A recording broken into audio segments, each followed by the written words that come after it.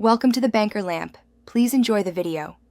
You start by confirming you are the current owner and signed into the right Google account because ownership changes require that. Once done, open the target Google Sheet and click Share in the top right. Add the new owner's email as an editor if they aren't already listed.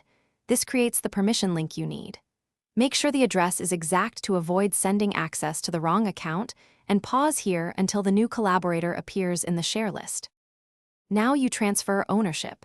In the Share dialog, find the new collaborator, click the Editor drop-down next to their name and choose Make Owner. You'll see a confirmation prompt, Confirm to proceed.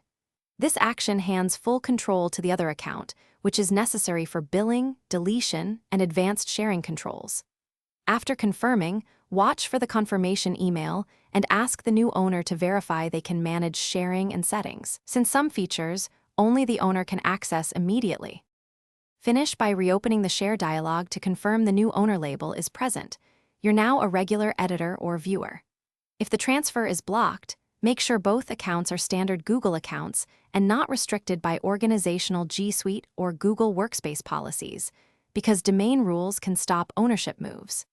If the new owner didn't receive the invite, have them check spam and accept sharing, or ask your domain admin to lift restrictions.